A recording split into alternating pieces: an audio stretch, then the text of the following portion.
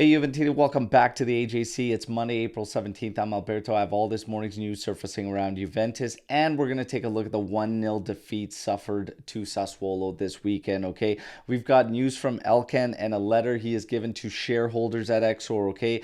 Lazio and Sarri want Rovella from Juventus. We'll talk about Juve's response. Kean, the latest to fall victim to injury. And then, of course, like I said, that Sassuolo match. So let's kick things off with Elkann.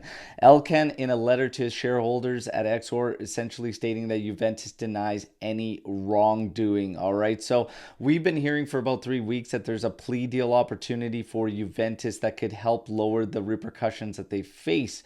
However, this is a bit of an admission of guilt, and we were uncertain if Juventus would want to open that door, and it appears they are not going to do so, all right? And we continue to see more and more signs that they're going to fight this thing full force. So that's the latest on that front. Lazio and Sarri. Sarri admires Rovella a lot, and they want Rovella at Lazio next season. Juventus apparently has denied the request, as Rovella seems to be joining Juventus and joining the first team next season. All right, so there's the latest on that.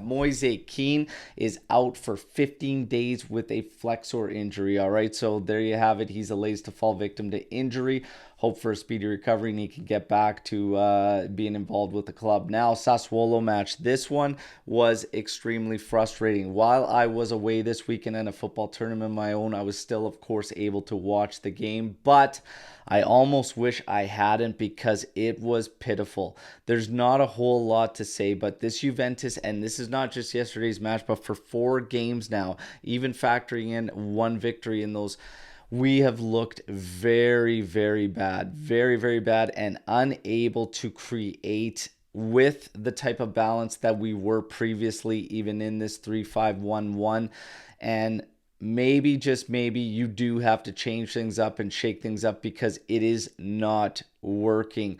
Certain players helped, and again, we needed the adverse situation of being 1-0 down to Sassuolo to kind of start to turn things up, and then of course some personnel changes. So Juve's going to have to figure something out. Max Allegri is going to have to figure something out, because we still have a lot of games remaining, and we still have critical games remaining. Obviously, we go into the midweek one this week, which will be Sporting, and then we face Napoli. So tough games coming up, but he's going to have to figure something out. Unfortunately, the 1-0 goal for Sassuolo, which was De Frel, came from a Fagioli error on a set piece, essentially playing it right back to the player. Looked like he was trying to flick the ball out with the outside of his boot, got it all wrong, and played it right to the thigh of De Frel, who settled, turned, and struck.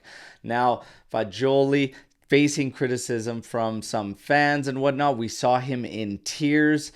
Yeah, that's going to sting. That shows me a lot about Fagioli. Obviously, you cannot question how much he cares and how much it hurt him to make the error and whatnot. But at the same time, you've got to grow up, and you've got to grow up quick. You need to shake these things off and move forward. It's part of being a professional. I'm not going to criticize him too much for the mistake, because mistakes happen. I'm going to look more at the overall, which is the fact that, again, we conceded so much and dropped so far back. Like I said, the balance in play has shifted a lot over the past 4 matches, and we're going back to old habits. And the long time saying is that old habits die hard, and Juventus is continuing to drop further and further and further back in these past 4 matches. I don't like it. We need to restore the balance. If it's a formation, if it's tactics, if it's pressure,